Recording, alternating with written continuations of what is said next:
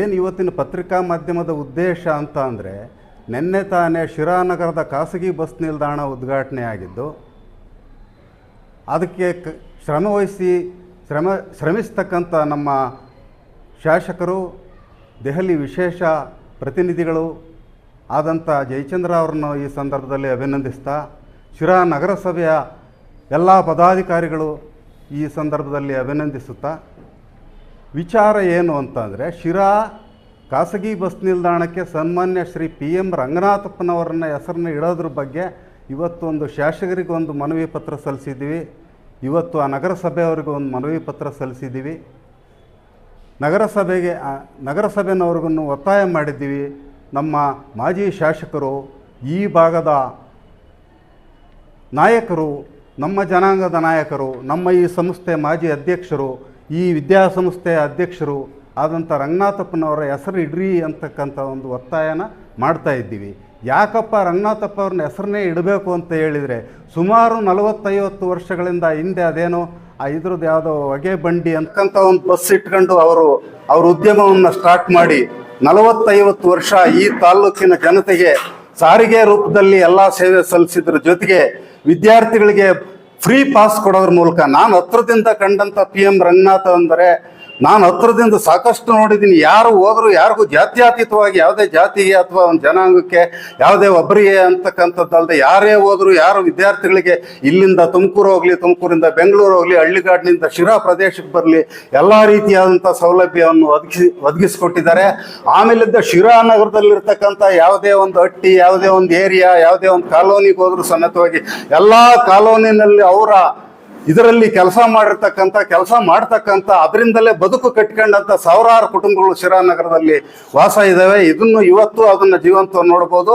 ಇದ್ರ ಜೊತೆಗೆ ಏಜೆಂಟ್ಗಳು, ಎಲ್ಲ ಹಳ್ಳಿಗಳಲ್ಲಿ ಬರ್ತಕ್ಕಂಥ ಏಜೆಂಟ್ಗಳು, ಹಳ್ಳಿಯಿಂದ ಬರ್ತಕ್ಕಂಥ ಕಂಡಕ್ಟ್ರು, ಬಸ್ಸು ಡ್ರೈವರ್ಸ್ಗಳು ಎಲ್ಲರೂ ಅವ್ರಿಗಿಂತ ಉನ್ನತ ಮಟ್ಟಕ್ಕಾಗುವಷ್ಟು ಮಟ್ಟಕ್ಕೆ ಯಾರಿಗೆ ಒಬ್ಬರಿಗೆ ಒಂದು ಕೆಟ್ಟ ಅಭಿಪ್ರಾಯ, ಕೆಟ್ಟ ಮಾತಾಡದಂತೆ ಒಳ್ಳೆಯ ಒಬ್ಬ ಧೀಮಂತ ನಾಯಕ ಅಂದರೆ ರಂಗನಾಥಪ್ಪನವರು ಅಂತ ಹೇಳೋಕೆ ನಾನು ಇವತ್ತು ಇಷ್ಟಪಡ್ತೀನಿ.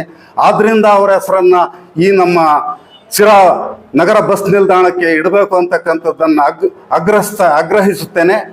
ಮತ್ತು ಯಾವುದೇ ಒಂದು ಸಂಘ ಸಂಸ್ಥೆಗಳ ಅವರು ಇದೇನು ಹೇಳ್ತಾರೆ, ಪ್ರಚಾರಕ್ಕೆ ಬರದಂತೆ, ಯಾವುದೇ ಒಂದು ಇದಕ್ಕೆ ಅವರು ಪ್ರಚಾರಕ್ಕೆ ಬರದಂತೆ ಒಂದು ಅವ್ರ ವ್ಯಾಪ್ತಿ ಏನಿದೆ ಎಲ್ಲರಿಗೂ ಒಬ್ಬ ಅವ್ರ ಕೈ ಕೆಳಗೆ ಕೆಲಸ ಮಾಡ್ತಕ್ಕಂಥ ಕೂಲಿ ಆಳಾದ್ರ ಸಮೇತವಾಗಿ ಅವ್ರಿಗೆ ಏನು ರೆಸ್ಪೆಕ್ಟ್ ಕೊಡಬೇಕು, ಅವನ್ನ ಯಾವ ರೀತಿಯಲ್ಲಿ ಮಾತಾಡಿಸ್ಬೇಕು. ನನ್ನ ಎದುರಿಗೆ ಹೇಳೋರು ಕೋನ್ ರಾಮಣ್ಣ ಅಂತ ಒಬ್ರು ಡ್ರೈವರ್ ಇದ್ರು, ಯಾರು ಚೀಫಾಗಿ ಮಾತಾಡ್ತಿದ್ರು, ರಾಮಣ್ಣರು ಬರ್ತಾರೆ, ಬರೀ ರಾಮಣ್ಣರೇ ಬನ್ನಿ ಇದೇನು ಅಂತಕ್ಕಂಥ ಒಂದು ಆ ಥರದ ದೊಡ್ಡ ಮನಸ್ಸಿನ ವ್ಯಕ್ತಿತ್ವ.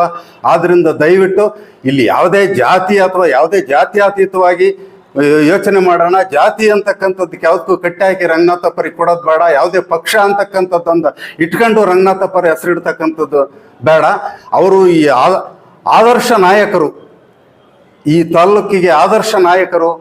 ಒಬ್ಬ ಅಂಥ ಶ್ರೀಮಂತಿಕೆ ಇದ್ರೂ ಎಲ್ಲರ ಜೊತೆಯಲ್ಲಿ ಸೌಹಾರ್ದಯುತವಾಗಿ ಬಾಳದಂಥ ಒಬ್ಬ ಧೀಮಂತ ನಾಯಕ. ಆದ್ದರಿಂದ ಈ ಶಿರಾನಗರ ಬಸ್ ನಿಲ್ದಾಣಕ್ಕೆ ಖಾಸಗಿ ಬಸ್ ನಿಲ್ದಾಣಕ್ಕೆ ಶ್ರೀ PM ರಂಗನಾಥಪ್ಪ ಅವರ ಹೆಸರನ್ನ ನಾಮಕರಣ ಮಾಡಬೇಕು ಅಂತ ಈ ಮೂಲಕ ನಾನು ಎಲ್ಲರಲ್ಲಿ ಕೇಳ್ಕೊಳ್ತೀನಿ.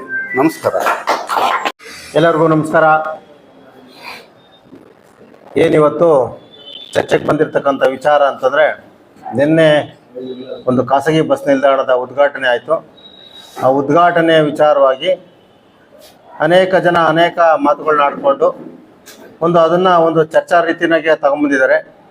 ಆದರೆ ನಾವು ಎಲ್ಲೋ ಒಂದು ಕಡೆಗೆ ನಾವು ಕೇಳ್ಕೊಳ್ಳೋದಿಷ್ಟೇ, ಸಜ್ಜನ ಸಾಮಾನ್ಯರಲ್ಲಿ ಸಾಮಾನ್ಯರಾಗಿರ್ತಕ್ಕಂಥ PM ರಂಗನಾಥಪ್ಪನವ್ರನ್ನ ಆ ಒಂದು ನಾಮಕರಣ ಮಾಡಿ ಅವ್ರ ಹೆಸರು ಉಳಿಸೋಣ ಅಂತ. ಯಾಕೆ ಅಂತಂದರೆ, ಇವತ್ತು ಈ ಹೇಳ್ದಂಗೆ ನಮ್ಮ ಅಧ್ಯಕ್ಷ ಏನು ಹೇಳಿದ್ರು, ಈ ಶಿರಾ ಇದಕ್ಕೆ ಇತಿಹಾಸ ಏನಂತಂದರೆ, ಬಸ್ಸೇ ಕಂಡಿಲ್ದಂಥ ಟೈಮಲ್ಲಿ ಒಂದು ಬಸ್ ಉಗಮವಾದಂಥ ಜಾಗದಿಂದ ಇಲ್ಲಿವರೆಗೂ ಅವರು ಒಂದು ಖಾಸಗಿ ಬಸ್ಸಿಂದ ಒಂದು ಮಾಲೀಕರಾಗಿ ಎಲ್ಲರಿಗೂ ಜನಾರ್ದನ ಸೇವೆ ಅನ್ನೋ ರೀತಿಯಲ್ಲಿ ಬಡವರಿಗೆ, ಮೂಲತಃ ಬಡವರಿಗೆ ಒಂದು ಉದ್ಯೋಗ ಸೃಷ್ಟಿ ಮಾಡೋದ್ರಿಂದ ಹಿಡಿದು ಅನೇಕ ಸಾವಿರಾರು ಕುಟುಂಬಗಳಿಗೆ ಅವರು ಆಧಾರವಾಗಿ ನಿಂತ್ಕೊಂಡು, ಮತ್ತು ವಿದ್ಯಾರ್ಥಿಗಳಿಗೆ ನಾನು ಕಂಡಂಗೆ ಪಟ್ನಾಂಗಳ್ಳಿ, ಬರಗೂರು, ಇಲ್ಲಿಂದ ಶಿರಾ, ತುಮಕೂರು, ಬೆಂಗಳೂರು ಯಾರೇ ಬಸ್ ಪಾಸ್ ಅಂತ ಹೋದರೆ ಫ್ರೀಯಾಗಿ ಬಸ್ ಪಾಸ್ ವಿತರಣೆ ಮಾಡ್ತಾ ಇದ್ದಾರೆ ಅವರೇ. ಯಾಕೆಂದ್ರೆ ಇವತ್ತಿನ ಯುವಕರು ಏನಾದರೂ ಹೊರಗಡೆಗೆ ಸುಮಾರು ಜನ ನಾನು ಮಾತಾಡಿದೆ, ಅಯ್ಯೋ ಪಿ ಎಂ ರಂಗನಾಥಪ್ಪರು ದೇವರಪ್ಪ, ದೇವರು ಎಲ್ಲರೂ ದೇವ್ರ ಥರ ನೋಡ್ತಾ ಇದ್ದಾರೆ. ಇವತ್ತಿನ ಯುವಕರು ಸಮೇತ ಅವ್ರ ದೇವ್ರ ಥರ ನೋಡ್ತಾರೆ. ಆದ ಕಾರಣದಿಂದ ಅವರ ಹೆಸರನ್ನ ನಾಮಕರಣ ಮಾಡಿ ಖಾಸಗಿ ಬಸ್ ನಿಲ್ದಾಣಕ್ಕೆ ಒಂದು ಏನಾಗಿತ್ತು, ಅದು ಜೀವ ತುಂಬಿರ್ತಕ್ಕಂಥವ್ರು ಆ ಮನೆತನದವರು, ಆ ಸಂಸ್ಥೆ ಶ್ರೀ ರಂಗನಾಥಪ್ಪನವ್ರು ಏನು ಇದು ಮಾಡಿದ್ರು, ಅವ್ರು ಹನುಮಾನ್ ಬಸ್ ಮಾಲೀಕತ್ವದಲ್ಲಿ ಆ ಒಂದು ಖಾಸಗಿ ಬಸ್ ನಿಲ್ದಾಣಕ್ಕೆ ಅವ್ರದ್ದೇ ಆದಂಥ ಒಂದು ಮಹತ್ವ ಇದೆ. ಹನುಮಾನ್ ಬಸ್ ಅಂತಂದರೆ ಎಲ್ಲ ಕಡೆನೂ ಇವನ್ ಯಾವ ರೂಟಲ್ಲಿ ಹೋದ್ರು ಹನುಮಾನ್ ಬಸ್ಸು ಪ್ರಯಾಣ ಮಾಡ್ತಾ ಇದ್ವಿ. ನಾವು ಸಮೇತ ಮಾಡಿದ್ವಿ, ನಾವು ಫ್ರೀಯಾಗಿ ಓಡಾಡಿದ್ದೀವಿ. ಅನೇಕ ಅವ್ರ ಹತ್ರ ಸಹಾಯ ತಗೊಂಡಿಲ್ದರು ಸುಮಾರು ಯಾರು ಇಲ್ಲ ಅನ್ನೋ ರೀತಿಯಾಗೆ ಕೆಲಸ ಮಾಡಿದ್ದಾರೆ. ಆದಾಗ್ಯೂ ನಾನು ಇನ್ನೊಂದು ಏನು ಹೇಳೋಕ್ಕೆ ಇಷ್ಟಪಡ್ತೀನಿ ಅಂದರೆ, ಎಲ್ಲೋ ಒಂದು ಕಡೆಗೆ ಈಗ ನಮ್ಮ ಜನಾಂಗದಲ್ಲಿ ಅನೇಕ ಏನು ತಪ್ಪೇ ಮಾಡಿರಲ್ಲ, ನಗರಸಭೆ ಸದಸ್ಯರಾಗಿರಲಿ ಅಥವಾ ಶಾಸಕರನ್ನೇ ಆಗಿರಲಿ ಅಥವಾ ಒಂದು ಜಿಲ್ಲಾ ಪಂಚಾಯತಿ ಸದಸ್ಯರೇ ಆಗಿರಲಿ ಅಥವಾ ಒಬ್ಬ ಸಮಾಜ ಸೇವೆ ಮಾಡ್ತಕ್ಕಂಥ ಯಾರೋ ಒಬ್ಬರನ್ನ ತುಚ್ಛವಾಗಿ ಕಾಣ್ತಾರೆ. ಯಾಕೆ ಅಂತಂದರೆ ಇವರಲ್ಲಿ ಒಗ್ಗಟ್ಟಿಲ್ಲ ಅನ್ನೋ ಒಂದು ರೀತಿಯಲ್ಲಿ ಮಾತಾಡ್ತಕ್ಕಂಥದ್ದು ಅದು ಖಂಡನೀಯ. ನಾನೊಂದು ಖಂಡಿಸ್ತೀನಿ. ಯಾಕೆ ಅಂತಂದರೆ ಯಾರೇ ಆಗಲಿ ಒಬ್ಬರನ್ನ ತೇಜೋವಧೆ ಮಾಡಿದ್ರೆ ನಮ್ಮ ಇದರಿಂದ ನಾವು ಸಂಘಟಿತರಾಗಿದ್ದೀವಿ, ನಾವೆಲ್ಲ ಅವ್ರ ಜೊತೆ ಇರ್ತೀವಿ. ನಮ್ಮ ಜನಾಂಗದವ್ರು ಯಾರೇ ಏನೋ ತಪ್ಪು ಮಾಡಿಲ್ಲ ಅಂತಂದ್ರೂ ಅವ್ರನ್ನ ತುಚ್ಛವಾಗಿ ಕಾಣೋದು, ತುಚ್ಛವಾಗಿ ಮಾತಾಡೋದು ಅಥವಾ ಅವ್ರ ಮೇಲೆ ದೌರ್ಜನ್ಯ ಎಸಗೋದನ್ನು ಮಾಡಿದ್ರೆ ನಾವು ನಿರ್ದಾಕ್ಷಿಣ್ಯವಾಗಿ ನಾವು ಖಂಡಿಸ್ತೀವಿ.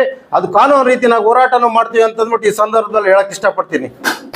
ಎಷ್ಟೇ ದುಡ್ಡಿದ್ರೂ ಆಯುಷ್ನ ಕೊಂಡ್ಕೊಳ್ಳೋಕ್ಕೆ ಸಾಧ್ಯನೇ ಇಲ್ಲ. ಆರೋಗ್ಯ ಸರಿ ಇದ್ರೆ ಆಯುಷ್ ಗಟ್ಟಿಯಾಗಿರುತ್ತೆ. ಆರೋಗ್ಯ ಸರಿ ಇರಬೇಕು ಅಂತಂದ್ರೆ ನಿಮ್ಮ ಅಡಿಗೆಯಲ್ಲಿ ಪ್ರತಿದಿನ ಜೀನಿ ಗಾಣದ ಎಣ್ಣೆ ಬಳಸಿ.